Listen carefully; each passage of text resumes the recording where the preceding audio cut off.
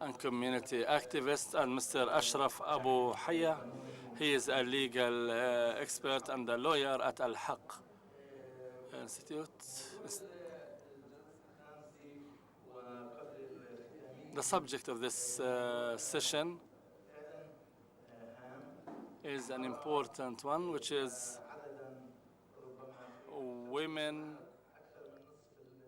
where women make more than half of the society. In many societies, women in the basic law are considered as, rightly considered as citizens with equal rights and responsibilities, and even in popular proverbs and sayings that a woman can serve the whole community as a school, and even the research by our colleague that she might prove that we are not taking care of our school in the two parts of our homeland during the split time. So let's see how to address this issue.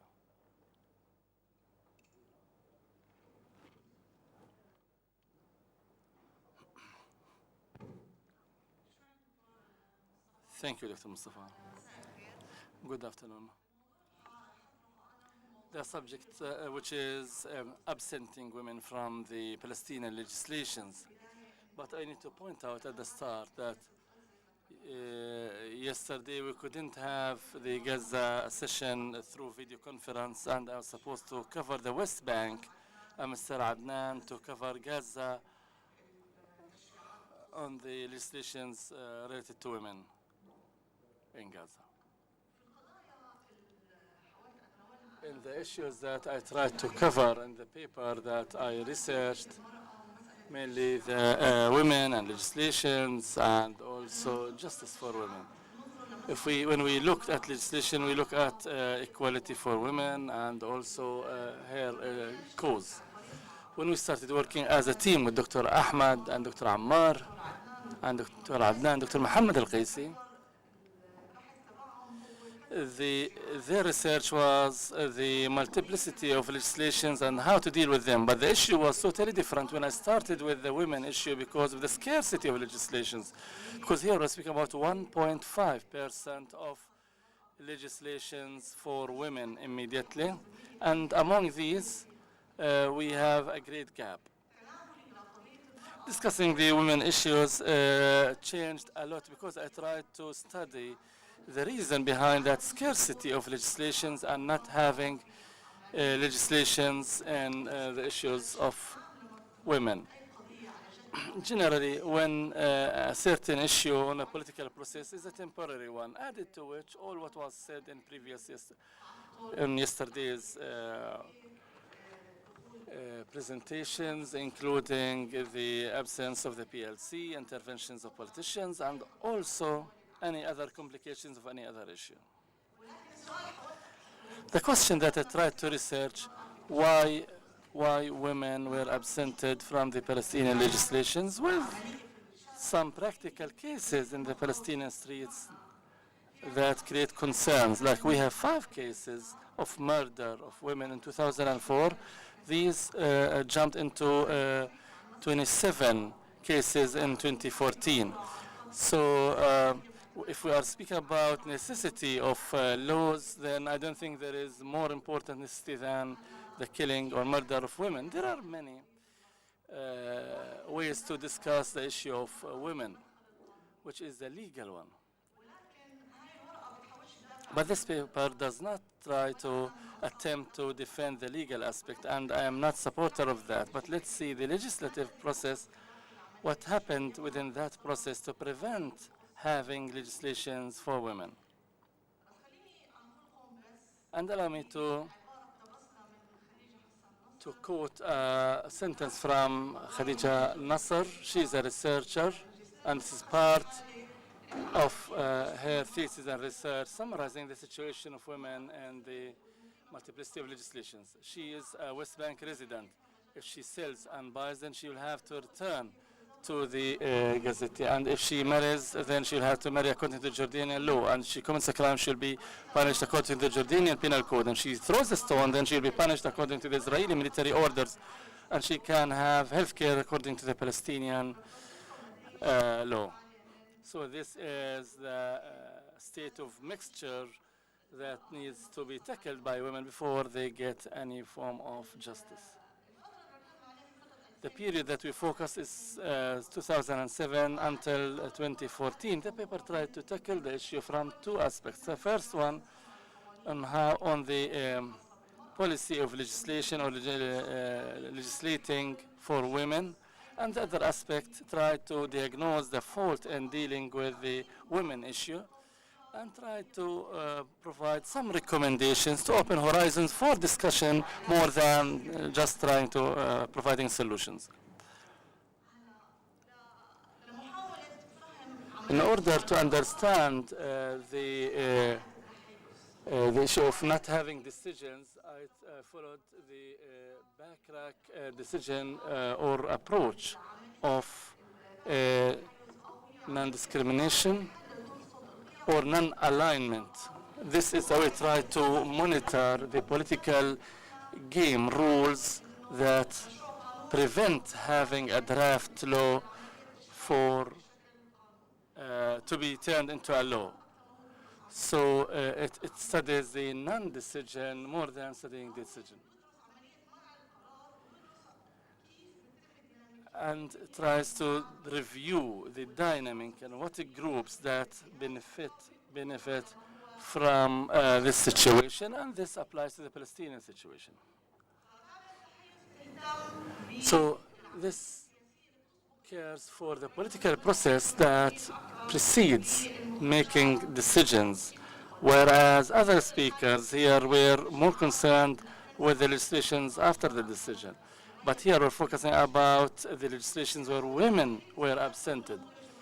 The analysis model is the one on the wall that you see, quoted from Backrack and Partaz.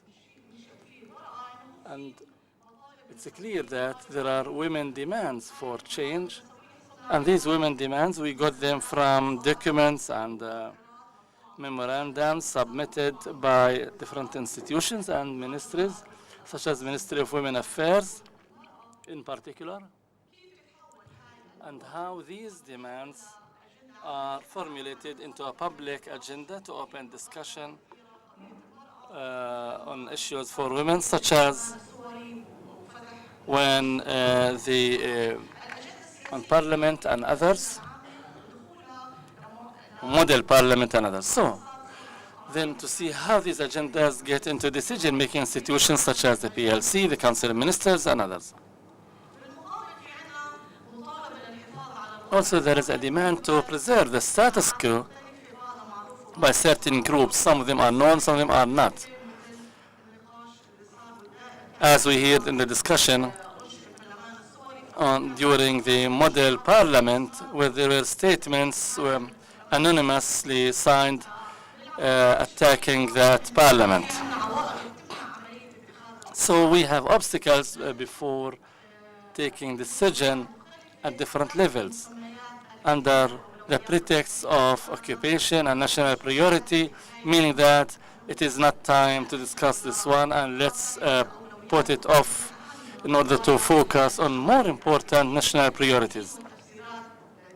Also religion and interpretation and the patriarchal society and the masculine hegemony values.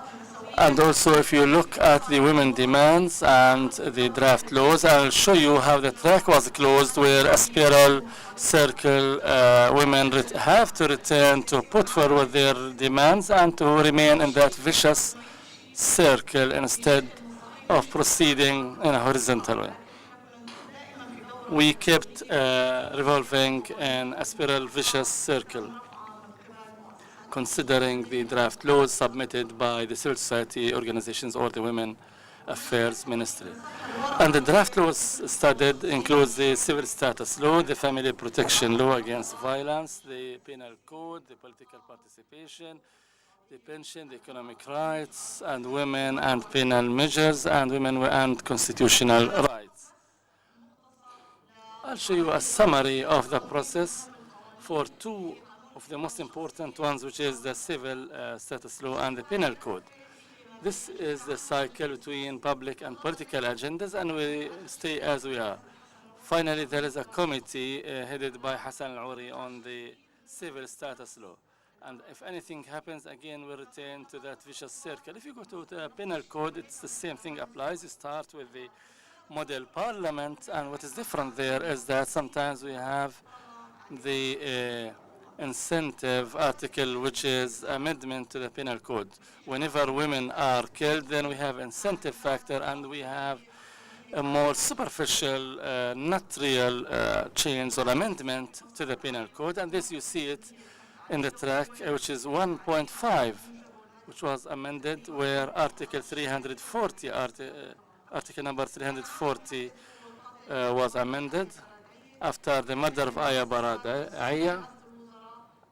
And sure, Article 18 in Gaza. So decreed law or ordered the amendment of Article 340 and Article 18. Also, Article 98 was amended after having 15 cases of murder of women.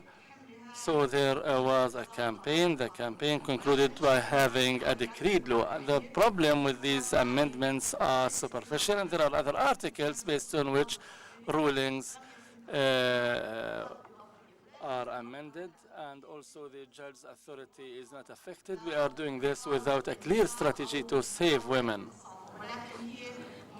but rather they are individual attempts instead of being a subjective study based on which the penal code, the whole penal code, would be amended.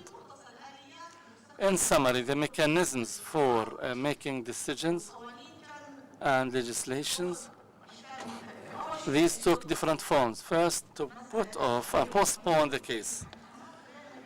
So we always, it was most important for us to postpone the case, in addition to the stereotype image of women, that women have to sacrifice, and a Palestinian woman is the one who sacrifices, so she has to remain there. The other one is to remove or end legitimacy and promote. So when you, sometimes they were accused as minority and non-Muslim group and Western ploy. So you are delegitimizing part of the society that's trying to make change. Or the third mechanism, we always know in the Palestinian society, if you want to kill something, then form a committee. And when you form a committee, then the issue is dead. If in these laws, if you see the number of committees, you'll find their number is doubled several times, and all these committees we receive another new committee every time. And when you read the detail, which I don't have the time for reading the details, you return point B. Then you form a committee, you return from scratch, and all the time we return to scratch, a square one, by forming a new committee every now and then.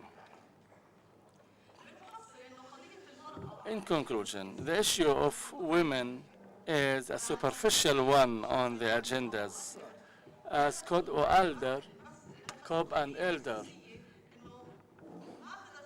they said you cannot say once you have a political issue on the political agenda to go up the chain to the Prime Minister and to the President, but this doesn't necessarily mean that this is being taken seriously. As Cobb and Elder, they call it as imaginary or unreal case, where they form a case, where they form a committee, and the issue or the cause is ended. So women cause is not taken for real in the Palestinian agenda. Otherwise, in case of the escalating murder cases, tangible things would have been taken or measured. So the circle, when women are murdered, the main problem is that how to open a window for change in the public policies.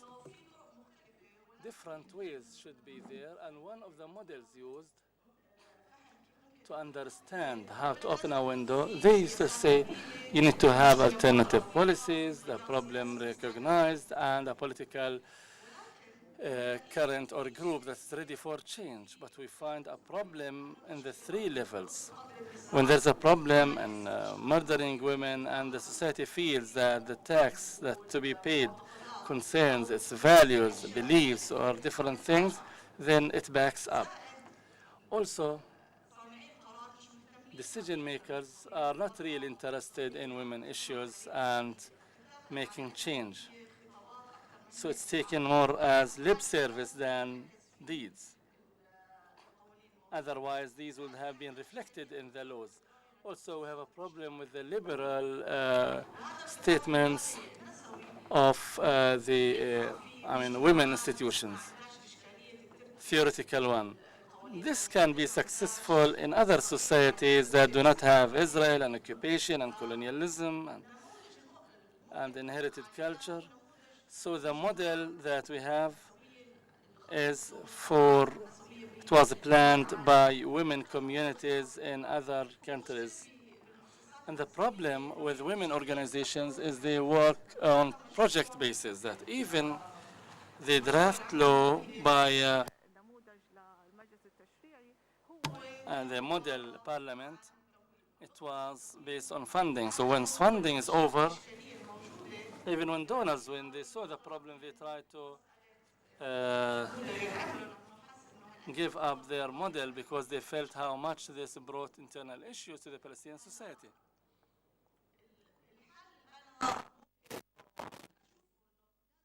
The solution that I might propose is that women organizations should be, as they are part of the women community, as Gramsci says, they need to create a new historical blocks with a new alliances and coalitions. If you look at the political formula, women organizations are now part of the game. We have reached a dead end and we'll start from, and so they are part of that game instead of being a tool for change. So they are part of sustaining the status quo, and so this game should be paused or stopped, where even women affairs ministry is part of the spiral vicious circle where they reproduce themselves with all the stages. So new coalitions must be formulated where institutions, not only women institutions, and civil society institutions as well. As Dr. Mustafa said, we are not addressing the women issue as a secondary one. We're speaking about an issue of citizenship. That is, you cannot solve the issue of citizenship without solving the issue of women. So we're speaking about justice, about citizenship, when we're speaking about women issues. So the civil society must be ready to wage this war, if you want to call it, in order to leave that vicious circle and the project-based activities and being based on national needs. Thank you.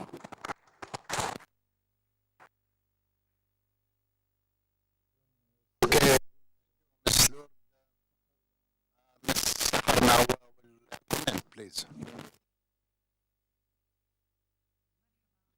Hello. Please allow me at the beginning to thank Lord for her scientific she presented part of it, but I had looked at it. It is a very good and a very important research. A very rare research has really dealt with the issue so deep, and I wish you all read it. I want to start with something. Citizenship that everyone spoke about. Citizenship means equality in duties and responsibilities and rights and duties. The Palestinian law is like this: the preamble in the independence document and in the law were all dealt with the equality. But the laws that are done by non-Palestinians, and they need to be changed, and especially after the accession to the conventions, international conventions, and therefore the Palestinian law and the Palestinian performance should be compatible to the international convention. I think this is a suitable environment that will lead to achieving something positive for the women issues. The social change is the most difficult, and even so far the women issues, which is the main thing in the social change, are taken as inferior. Even our session and conference, it was put in the almost the last session. We look at these issues with some inferiority. So we have one ministry, one among 24 ministries, and the political parties, they form 20 committees, and one of them only will be led by the women. So it's a sort of decoration. We have to change this vision if we want really to lead to a real social change. There are many terms that we use, like the Ministry of Women's Affairs. I'm against having a ministry called the Ministry of Women. I agree on having a Ministry of Citizenship and Equal Opportunities. So the Minister of Women that has the lowest allocation in the budget, and so this way will not lead to social change. We have to take this seriously. The change that took place in the Arab world regarding the women issues only took place in Tunis, and a change that took place in Turkey in the region. The first change in Tunisia was imposed by a political totalitarian regime, a person who believed in such an issue and included it, but when they wanted to change this, these laws. This also happened in what happened in Turkey when Ataturk and changed the state into a civil state. So this is one of the forms of change that we have in the Arab world. In Europe, if we look at Europe, and I like the Swedish experience because these experiences are the best for women. The one in Sweden was a result of a popular revolution that was led by women until they got gradual rights, until they reached the situation they are in at now. Now, the woman vision in Palestine is so far or has not been able so far to impose itself either through a certain regime that believes imposes certain laws or based on the grassroots. So with all due respect to the role of women organizations, I don't minimize their role, but these are they are still they represent the elite, not the mass or the public. So far they have not been able to mobilize women as masses and as a group of people towards the issue of women. This is still absentized by all our women organizations. Dealing with the base. So the best change is the thing that starts from the base, because it's the strongest. There are other alternatives that I want to tackle, but when in 2006 in the PLC there was one law which I led to have to be, and we wanted the woman to keep. But it was not accepted.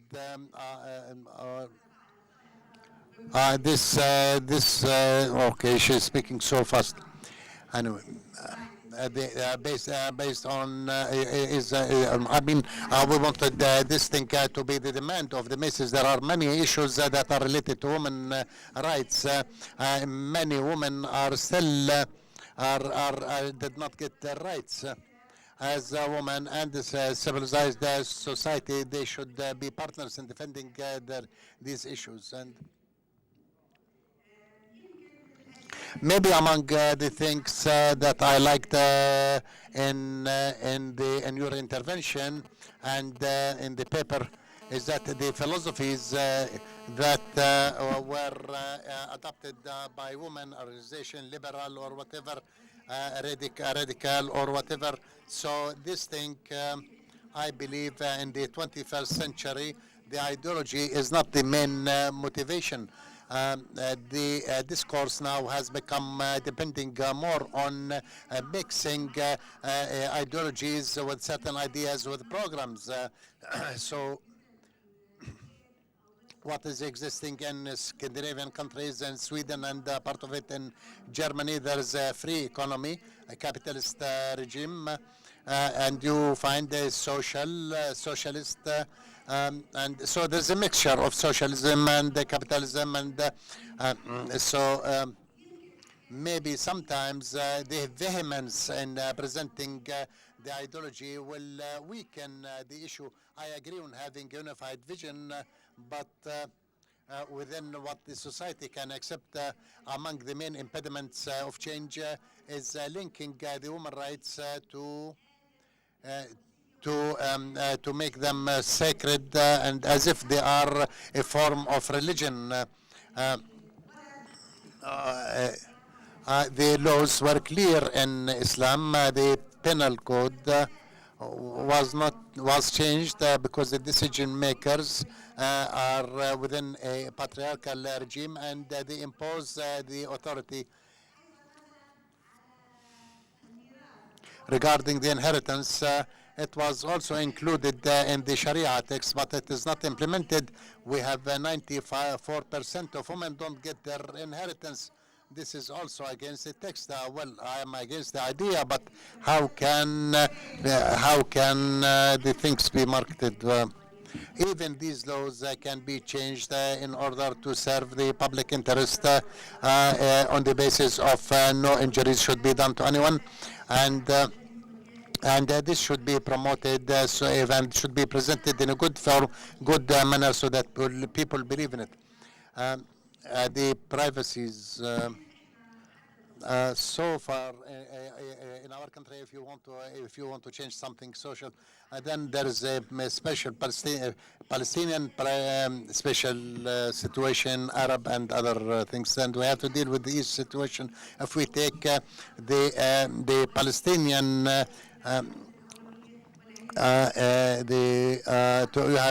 We have to take things and see if they are a priority or not. I can give an example in the first Intifada, when Hamas started to appear.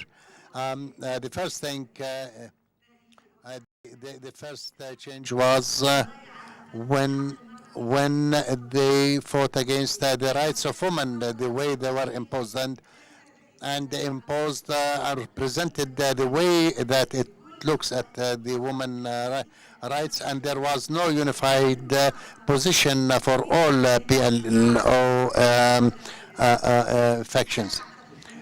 So I believe the social dimension that is ignored affects the political dimension, and the political dimension and the form of regime. The way you deal with human rights is the thing that will define the kind of political regime. Is it based on democracy or human rights, citizenship, or is it a regime where one party is dominating the other and more of patriarchal?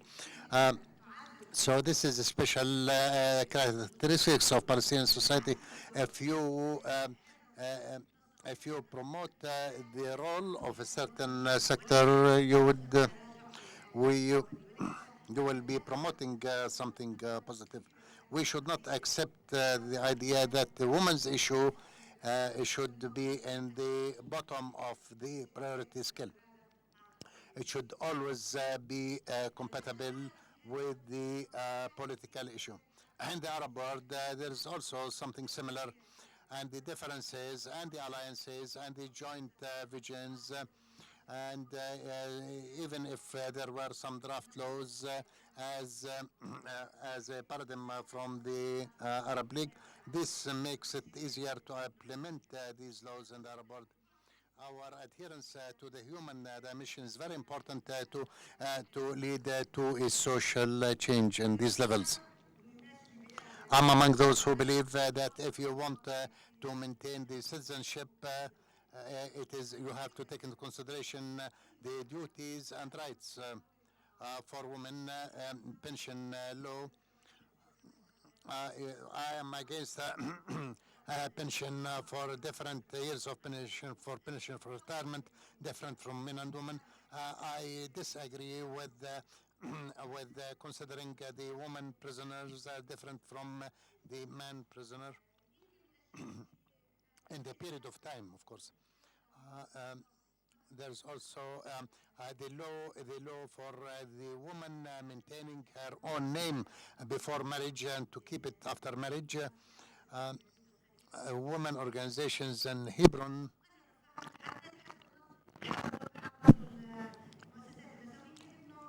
and also we requested in Hebron to end working or the mitigating excuse in femicide. I demanded that. I demanded cancelling this article, and therefore, if there were many other voices, then the result would have been more positive. Now, the bias mobilization that was mentioned, maybe it is not in the top of the pyramid, but the top of the pyramid cannot really accentuate the change. Sometimes they just follow reactions, and therefore, I believe that new mechanisms for work and coordination among all power positions and especially political parties, so that we can reach the roots of the problem, and this may accentuate change, and this needs a new work mechanisms. We members of the PLC, maybe I'm the only one here, neither the penal code nor the personal status laws, and none of these were presented to us, and we should the women organizations demand us to push forward for these things, but we have to unify our vision so that we'll be partners. I'm still insisting that why did I mention Tunis and Turkey? And when they wanted these people, when they wanted to change this situation, they could not because there were already acquired rights among women, and there was no possible way of or decline more. There were new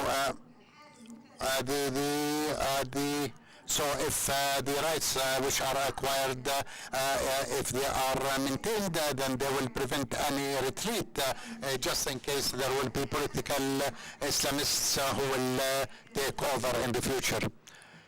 Thank you.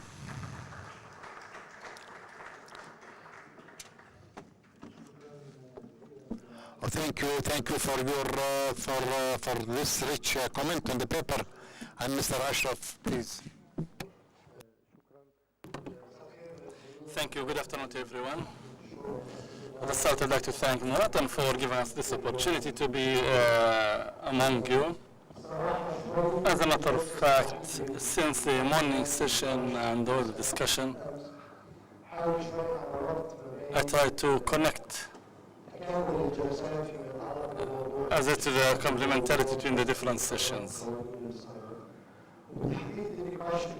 And mainly the discussion in the morning session about the hidden hands behind such decreed laws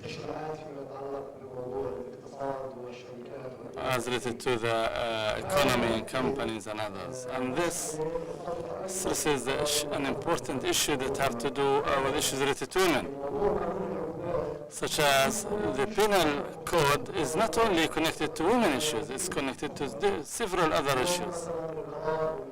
And today the prosecution and many other actors, they say we need a penal code because now there are economic crimes and other crimes, and we need a new penal code. Nonetheless, it's not implemented. So the issue is not related only to women issue, but also society needs also are not met. So nonetheless, these were not connected as priorities. So it seems decision makers, they know where are they going and what are they going to do.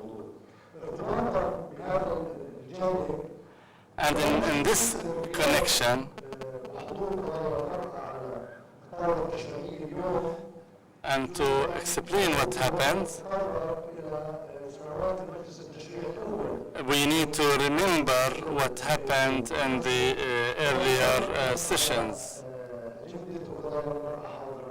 which were, for the previous legislative council, and if women were on their agenda or not.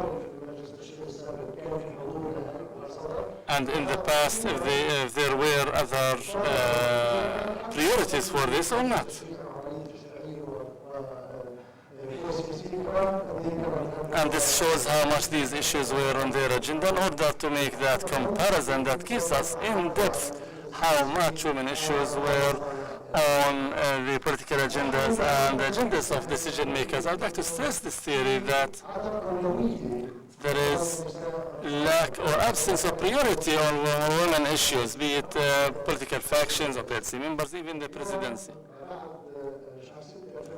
After June 2014, and after meeting a number of international conventions, including the CEDAW, until this day we have a problem as related to status of these conventions and the Palestinian laws. I mean, until now we don't know which supersedes, are they equal or less or higher, whatever. And so the issue of addressing, of going to the judiciary using these international conventions, this will not be accepted. Because neither the basic law nor other judicial documents in judiciary, maybe these will not be accepted. Thus, today the problem, what will define the status of international conventions is the CEDAW issue. Like if I define that international conventions are equal to the national law, then these conventions will be used before the Palestinian judiciary. And other civil status issues such as inheritance and others, also the Palestinian judiciary will have to cite them or invoke them, and if so, then it will have to face the Sharia supporters. So this issue gives me the indication that even decision makers today, we understand where do they stand. They say, okay, seems that decision makers believe these are international commitments that remain between them and international community without bringing that or joining it or to be used before the local national judiciary. What gives me more indication is that there is a state of lack of accurate understanding to the women issues. And here I'm citing some examples that will give me why women issues are pushed to the back, mostly without placing them as a priority on the agenda, because there's an important issue related to all political factions and decision makers who try to understand how much they can get that popularity if they do not hit the fan with these issues such as women issues where they lose popularity. Even some leftist actors, political actors, because sometimes they would say, okay, we believe in women issues, but we cannot put them on our agenda because the society does not accept that. This is their allegation. This also gives us an impression that if women issues among the political elite is this much low, how about discussing other levels? There is a need for many legislations related to women, and these remained on the back, in the back seat. And just to cite an example is the Sharia judiciary regulations or circulations such as khula and other marriage-related issues, we did not discuss them in a purely legal way. These amendments have to do with the law, and the higher Sharia Judicial Council does not have the power to do that. But again, here we are in the state of violating the law, and this is part of the problem and the need to have laws. Also, other parts issued by Dr. Sahar, which is the women's statements on women issues. It is dealing with these cases has always been around the fact that these are all women issues, and so whatever you decide as a women's sector, then we can decide to be with you or not to be with you, as if it is an exclusively women issue, as if it is not that of the whole community, the parliament, and everyone. And this has always pushed the women movement to the corner or to the wall. And in some of the discussions with the Chief Justice Sheikh Tamimi before he left office, and all women issues were there on discussing civil status issues, women activists were didn't agree over the custodianship in that case, and so he left custody of children. And so he threw the ball back into the women activists, and he told them, you better agree among each other. So as if he reinforcing the fact that, okay, it's your problem, it is not the problem of anyone else, you solve it, and once you are in agreement, come back to talk to us in order to see what we can do on this issue. This gives us another indication on how women issues are being dealt with. Also, it is the responsibility of women organizations and movements on how to move the case, transfer it from an exclusively women issue into that of the society at large. As for the 1.5% of legislations for women, especially in the penal code, I agree with the conclusion by the researcher that these were reactions, but unfortunately, the amendment, Dr. Sahar, to the Article 340 at the start, there was a communication with the President, especially the President's legal advisor, and we submitted to him all the needed amendments. But again, this proves our view to the mentality that leads the issue of women in legislations. They turned away from all the proposed legislations, and they took only the selected Article 340 because this article has not been invoked in the Palestinian judiciary since the Jordanian law, since 1960 it was imposed. Not a single case invoked this article. So for them it was a comfortable issue to amend it.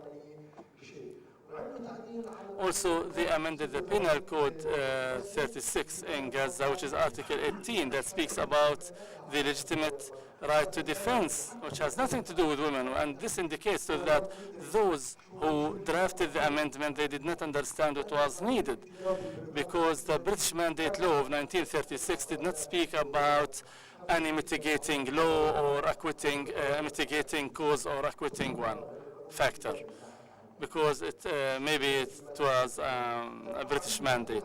So they amended the issue of Sharia or legitimate defense issue, which is a catastrophe. The point that I'd like to mention here is that it is not the problem does not lie only with the decision maker, but it is also that of all the ministries and all departments that work on legislation submitted to them as related to women issues, such as WACLAC submitted a draft for the family protection law and was placed on the legislation agenda, and when discussion started with all stakeholders, the philosophy of the law based on which it was built, it was destroyed after when discussion was evolving around the preventive interference to protect women. If you can look at draft 0 and the current draft, you'll find the whole philosophy has been changed. And even if it is implemented, you'll find that the need for legislation And there is no need for that legislation from the very beginning. Last thing I would like to mention, which has to do with the civil status law. In early days of the model parliament and discussions, it was based on the civil state, like we need a civil status law for both Muslims and Christians. We are not speaking about sectarian laws, one for Muslims, one for Christians. And so this received a vicious attack and objection from the society, especially clergymen or religious leaders, and women activists were accused of violating religion and others. And this was, in fact, a criticism against women activists and civil society, because discussion dropped from having a unified law into that of Muslims into articles embedded in a law. So we started by proposing a law for all citizens, then that dropped into a sectarian law, and again this was reduced into just articles within a law. And this was attributed as a result of the division among women activism that was supposed to be a secular one that imposed its vision over women institutions that found themselves that a major part of women committees in the political factions will be outside such demands, and so we as women institutions, we cannot have our words delivered. And so this has led to fragmenting the demands and inability to implement them. Why the connection of women demands with the law and siding with the liberal school in demanding for amending laws? Why did this relate only to amending the civil status law? Because this was one of the most immediate laws that touched the women issues, such as marriage, divorce, and custody and others. The other issue is that the religious institution or apparatus, how they deal with such proposals, especially that everything is connected with the Sharia, Quran, and religion. And so anyone who discusses this or dares to criticize this, then they will be accused of not being religious or even violating religion. Even when they were discussing the custody, they said you cannot discuss this. But Abu Hanifa, the religious leader, also dared to discuss that. So when the religious institution refused discussion of this, this was based on more social determinants more than relating that to the religion. And this leads me to see how much this influence is even affecting the decision makers themselves. And the gentleman who was speaking about the budget, who said all the revenues to the Ministry of Islamic Waqf are not included into the Ministry of Finance Unified Account. Why? Because Islamic Waqf, they refuse, because they are mixing halal money with haram money. That we don't want to send these revenues in order not to mix the money. This mentality. And based on that, until this moment, Islamic Waqf Ministry, they refuse to send that money based on this mentality. How about when you are speaking about custody and polygamy and divorce and marriage? There is a principal rejection for discussion even, not only how about change. And thank you.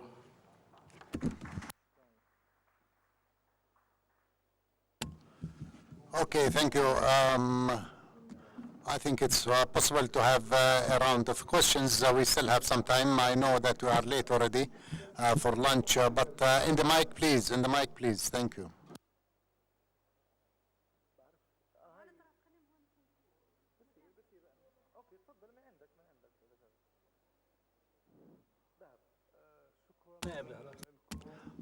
Thank you. Thank you all. I would like to thank Ms. Lord Habash, but I want to say regarding the criminal law, I know the criminal code is a sovereign kind of law, and it is within the Oslo ceiling. We cannot have a criminal law, a sovereign one, when we are still under the Oslo ceiling. It's impossible. And we spoke about women in certain law, like prisoners' law, rehabilitation and reform. It dignified women and gave rights to women, but we may not differ in many aspects of the law regarding women. But unfortunately, the Palestinian culture started to decline in looking at women, the Palestinian culture and the national culture as well. We have to focus on the national culture, on the social culture as well, in dealing with women, not the law in general. Sometimes the law does well for the women, but the social culture doesn't. And the abused woman, the femicide, and all these things, I don't know. So the reform and rehabilitation centers assert that women who killed their husbands are more than husbands who killed their wives. Well, if a woman is killed by her brother, uncle, or whatever, but a woman who killed their husbands is more than husbands who killed their wives. So please, this is very important. This is very important to take. The most recent incident was a week ago only.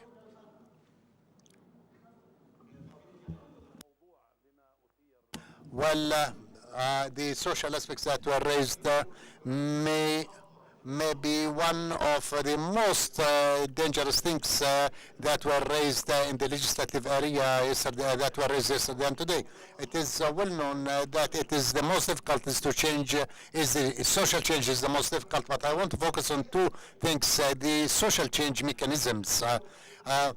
Should we start from bottom up or from up down?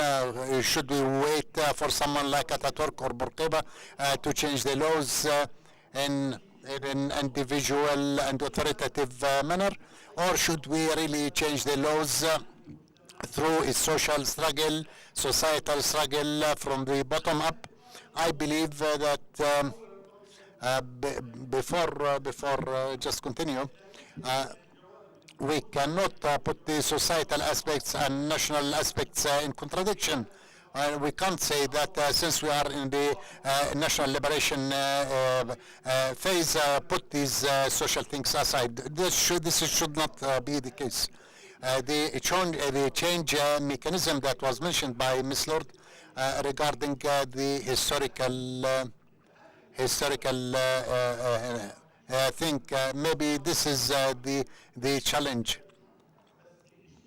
The big problem that we have is, or rather, one of the problems is in the women organizations in the Palestinian civil society, civil society organizations like the Regional Federation of Women and other NGOs.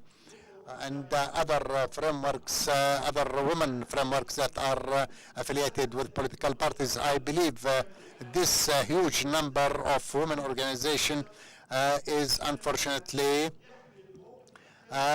carries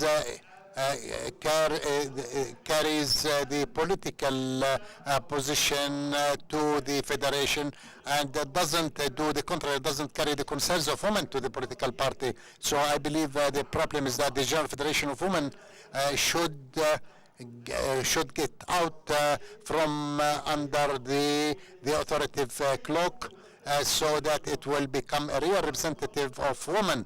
And this is also applicable to civil society, which is also dominated by, otherwise we will continue to be hostages from change from up-down approach. So if women get rid of the organizational, factional, and political hegemony in favor of the women issues, then I believe this will be an introduction for joint success.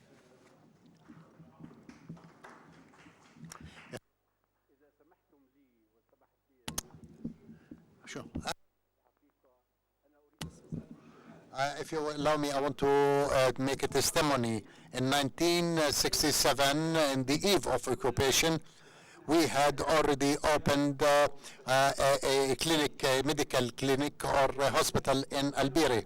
And we were a group of young people, young men and women. One of them is Lutfi al-Hawari. And on the sound of the Israeli tanks, she said this is the time to start the armed struggle against the occupation. And she told us a story that she created that narration that night in order to raise hope in ourselves and to motivate us and to raise our determination to fight against the occupation.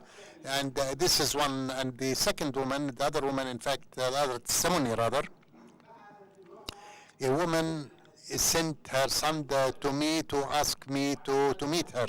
And when I went to meet her, she said, these are the keys of Al-In'ash Al-Usra society. I want to give it to you because it is high time now for the armed struggle against occupation and not the time suitable for charitable or voluntary work. And I explained to her at that time that no, you have to keep the keys because the armed struggles is a need for support.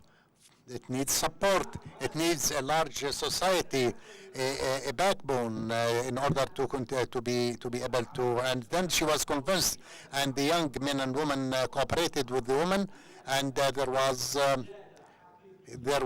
real birth for a woman struggle and for a woman and men struggle that formed, established an organization that started to implant the chapters of or the fundamentals of the armed struggle.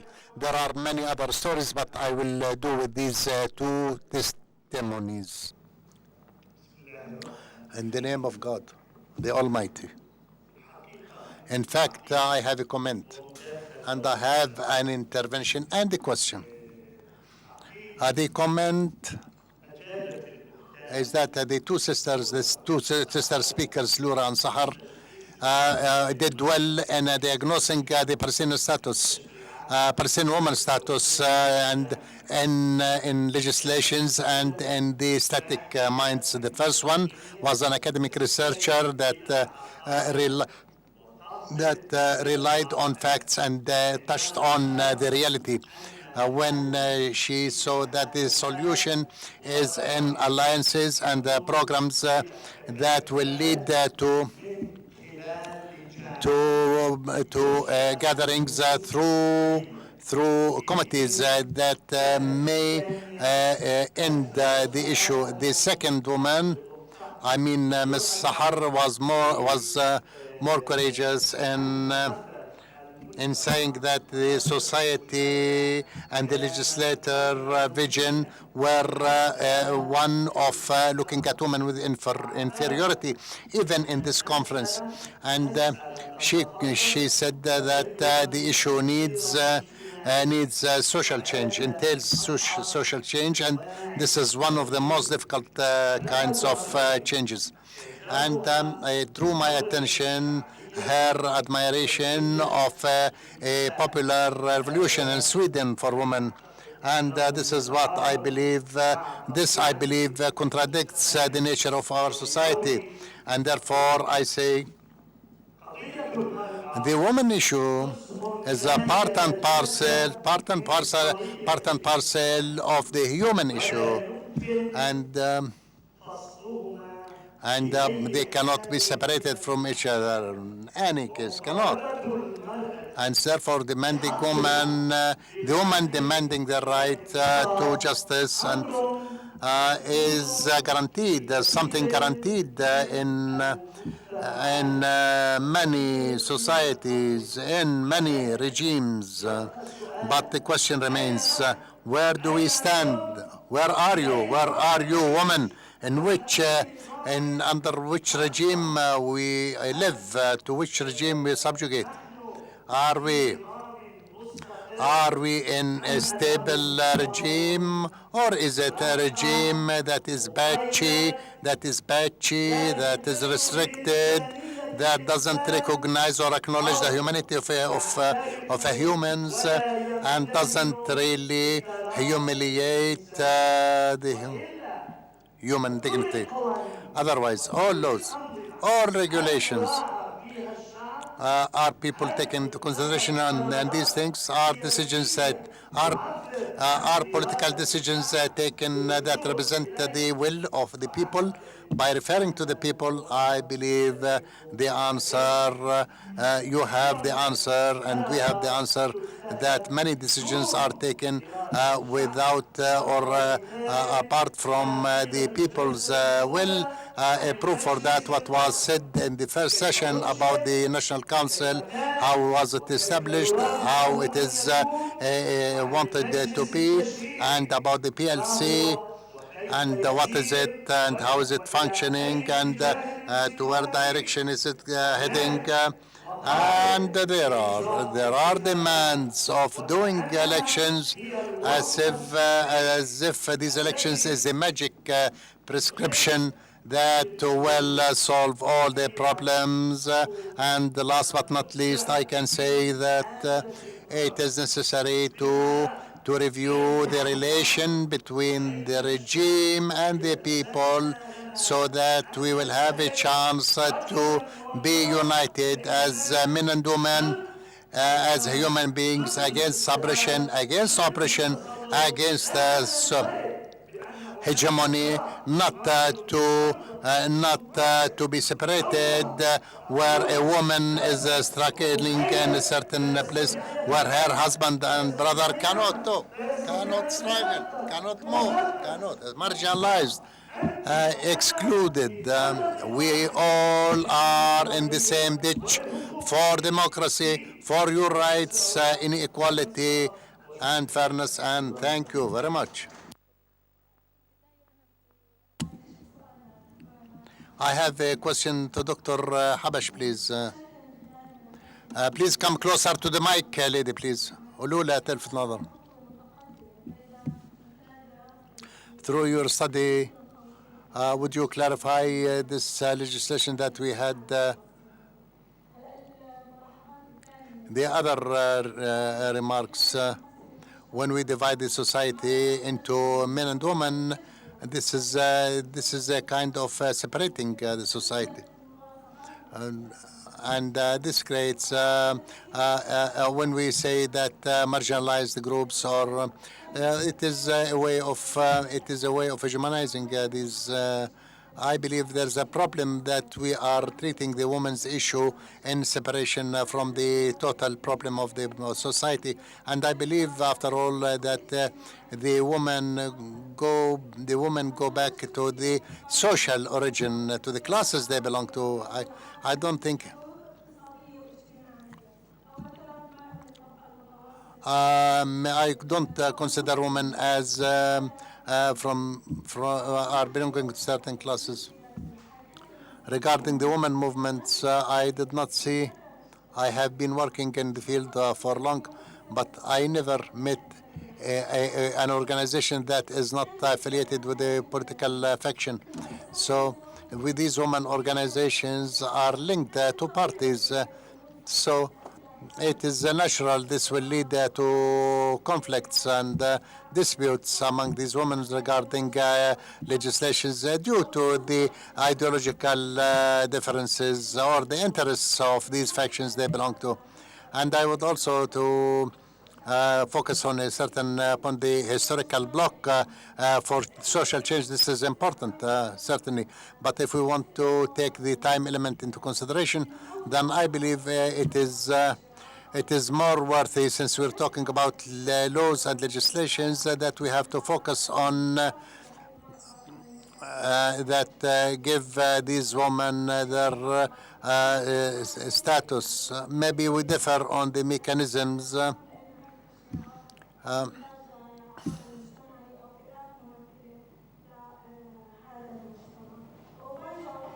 And once again, I would like to say if we have women who rejected to be just a decoration in institutions or in elections or in the PLC, then things will, if they reject, then the change would have been quicker. Thank you.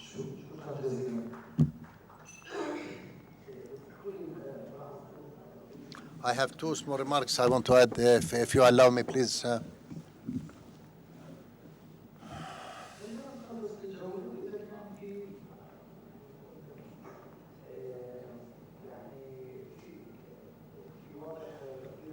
It is there's a great effort exerted by Ms. Lord, and maybe there's a need for follow-up in the future regarding the comparison between the West Bank and Gaza, and between the experience of the first PLC and the second PLC, and other things that need to be followed up. There are certain remarks that were presented, and they say that we have to pay attention to the role and strategies of women organizations, and also, but maybe this issue really needs efforts to be exerted from bottom up, from persons, individuals, from the grassroots, and even those grassroots in the organizations maybe will be surprised if we make a study or a referendum on the point of view of individuals in secular parties. This is from my own remarks as a human being. But maybe there is a need for exploring the opinions of the people in secular parties, whether they agree that their sisters should have inheritance, or are they thinking in a traditional way as well. So this is a blessed effort, but I believe this is just the beginning of the road. And we're not going to finish or complete the issue today, but please, Ms. Lur.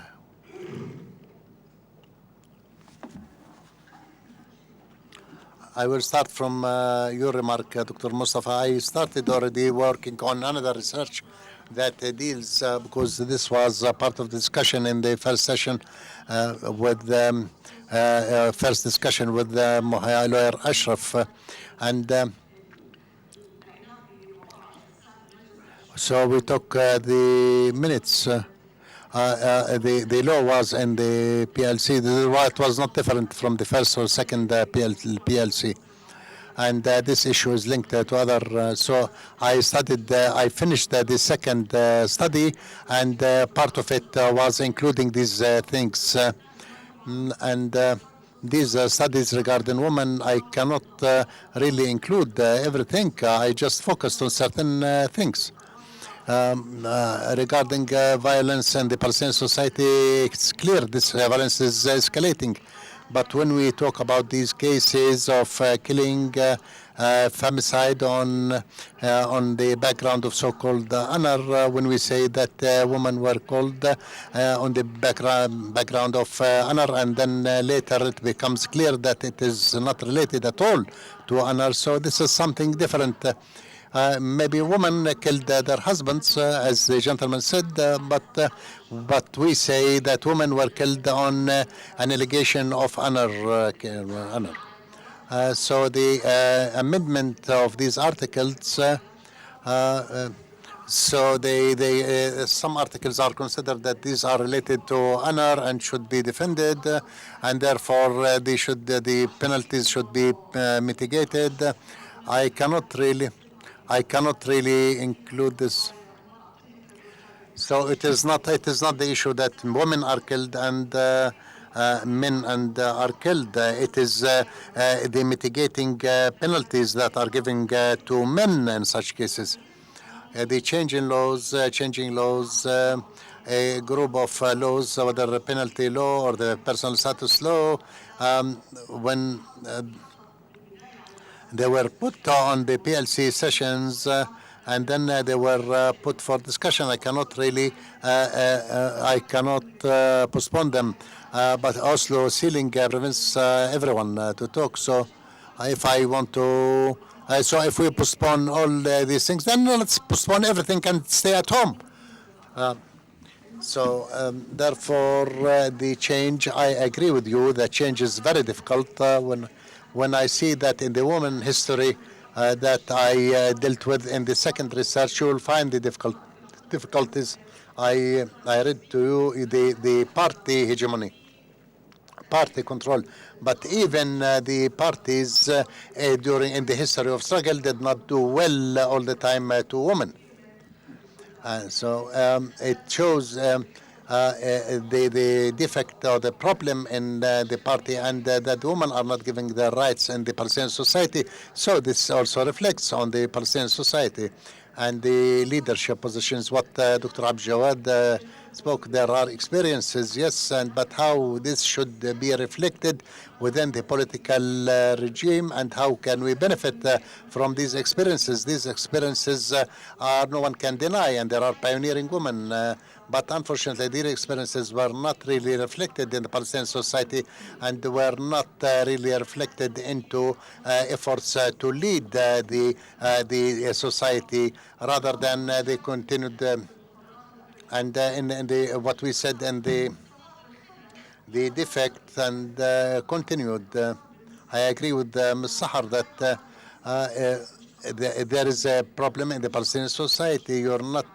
You're talking about the whole society from various aspects, and regarding various issues. Regarding the law, which is the family protection law, and there were efforts not to include that it does not include just through penalizing the offender, but we have to provide the shelters. As Ashraf said, this law has been vacated from its meaning, and it is still under discussion, but so it is just going into a vicious circle unless we have a surprise. But if the original drafts were much better.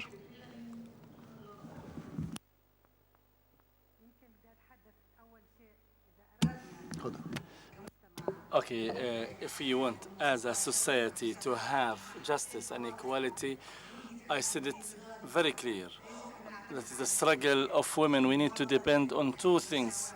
That is citizenship, equality in rights and responsibilities, and equal opportunities for both genders, for them to play their role. And if we focus on that, and if you keep fragmenting this for women and this for men, then we will lose the whole principle. And I think this idea that we have, no one can negate that. It's a human one. The second thing, you mentioned that part of women's dignity is the human dignity in general. But many times I don't like to generalize everything. Sometimes generalizing makes us lose the idea. We need to have certain determinants to do everything in details. As for change, I don't believe change can be done only with laws. Change can be done at different levels, such as at the society level, at fighting the level of fighting society habits and discrimination and norms sometimes, and change is an integral part. And also the stereotype to the form of a woman is one of the basic rules. And there is another rule that we need to work on, which is strengthening or empowering women economically, which is basic for changing the stereotype vision for the role of women. And one more thing also is to reestablish women confidence in themselves, because the society looks upon them with inferiority. These are three directions. If we work on them together, we can make part of the change or some change.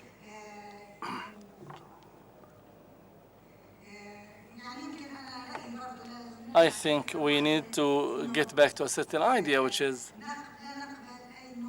not to accept any form of compromise at the expense of women in an interim period. That is to put things to have real steps for real return. But if you go for compromise, you might lose the value of your achievements. I support having laws that are based on one unified basis, that is equal opportunities and citizenship for all the society members. Thank you.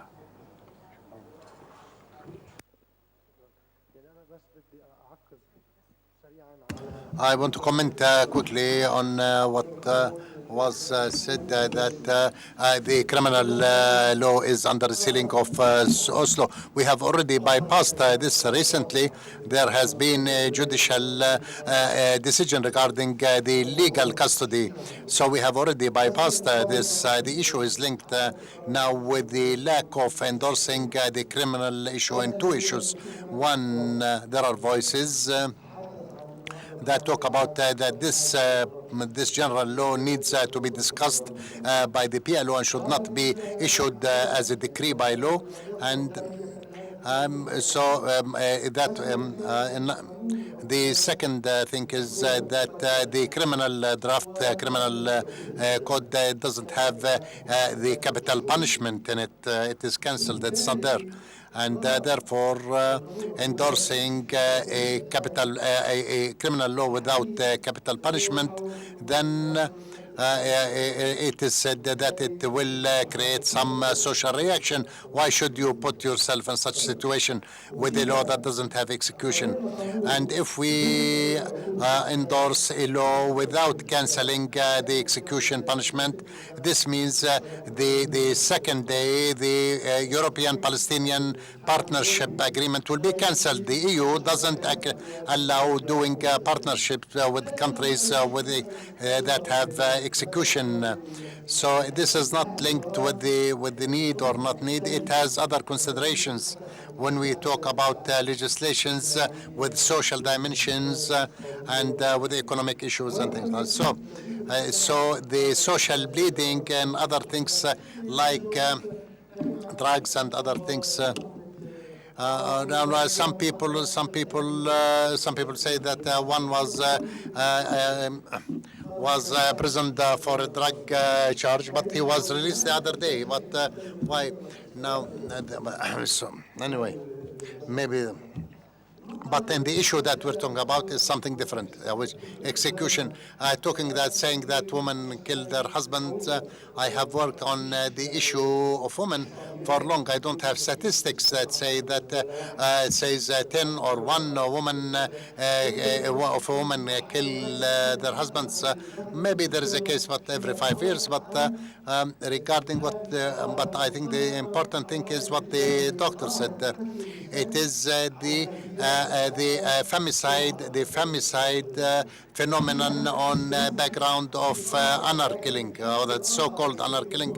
But there is something that has another, and I don't know if there are any cases of women who kill their husbands on a background of honor, so-called honor. But in all cases, let me conclude my intervention. In one of the cases, a woman killed her father because he sexually harassed her daughter. So even in the similar case that you're talking about, a woman, her husband molested her daughter, so she killed her father, but she did not benefit from the mitigating excuse that is normally given to men. So this reflects the mentality of the people, the mentality of the law, or the people who drafted the law. maybe it is something sad that in both cases, whether the man or the woman are killed, that there is no faith in the role of the state and in the role of the law, because law is should act in this situation. Yeah, so even if, and as if the state, we have not seen that the state is there and the state can provide protection. That's why maybe the problem is not in the legislation, but also in need for a change in the society, so that people understand that when someone perpetrates such a crime, that there should be a state and laws and that should take part. Thank you. The conference administration told me that I have to tell you that lunch is in the 5th floor, and now directly. Thank you.